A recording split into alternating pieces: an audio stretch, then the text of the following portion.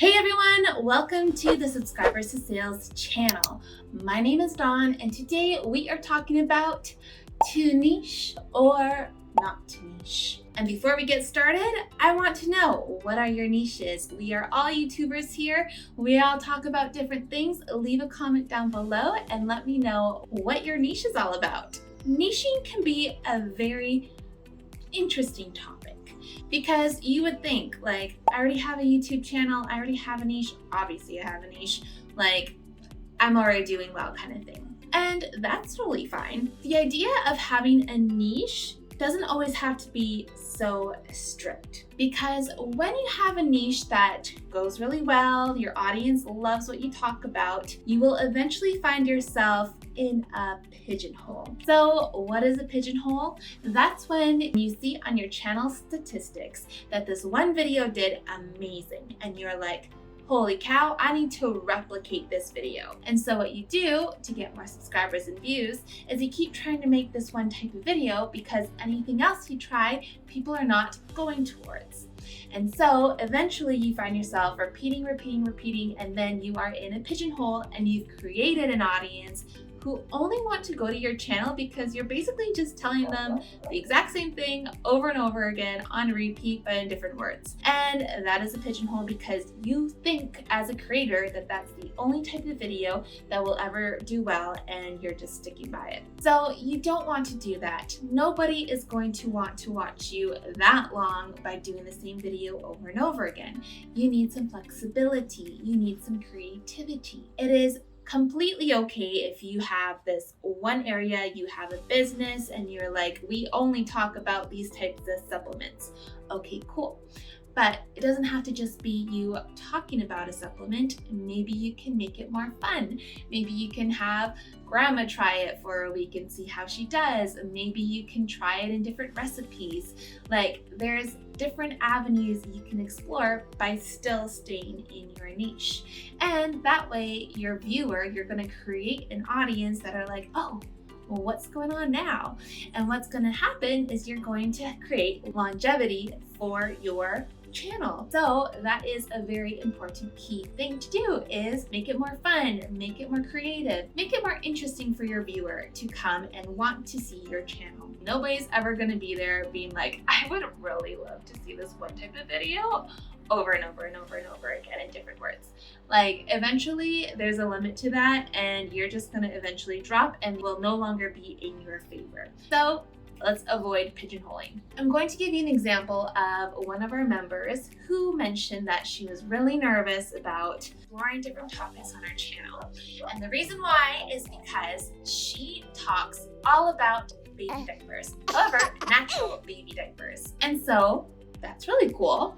Like, this is definitely a topic that just one type of person really knows about, and everyone else is like, kind of like, wait, what? But she would be the person to explain how to use them, how to wash them, how to do all the things with them. And so she mentioned, she was like, well, I can talk about those things, but then what else do I talk about?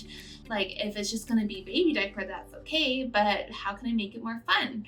And we had to remind her, like, your niche is a lot bigger than you think it is. Yes, baby diapers are very specific. However, what else is there involved with baby care that's all natural and organic? Like oils or lotions or organic baby food, those kinds of things.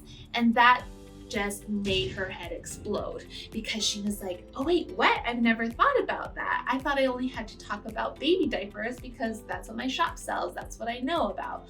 But of course, she knows about other things. She just thought that she had to pigeonhole herself. And so that is definitely something you do not want to do. Now, let's talk about a little bit of a healthier mindset. So we have this example of organic living for babies and whatnot, but what about something else? So if your company is all about, I don't know, the housing market and things like that, okay, amazing. That's like a huge topic. So you can do lots of home tours. That's amazing. And you can also do a lot of like finance education for getting a home or things like that. And so The idea is that yes, you still talk about housing as your main niche, but you're able to do it in different ways so that people are still intrigued and they're like, oh, I didn't think about this one topic. Your niche is much wider than you think it is. Now, what about our YouTuber friends who are like, but hey, I don't really want to have a niche.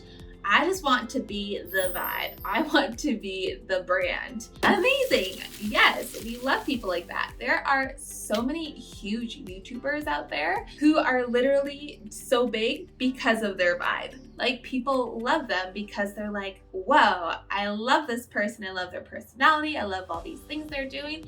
Love it. And so that is something that is going to do well too. I mean, you do have to be very creative and your videos would need to be quality right off the bat. Now, a good way to look at this is to imagine that your channel is like a magazine. So for example, when we go on airplanes, you know, they have like the little magazine in the front and you like to flip through it. Now, in that magazine, especially when on the airplane, they are trying to sell you things. They're trying to sell you another trip, a vacation, all those things. But in the magazine itself, they're not saying, go to this one place or buy things with us. No, they're doing it in ways of, oh, here is a review of this amazing restaurant.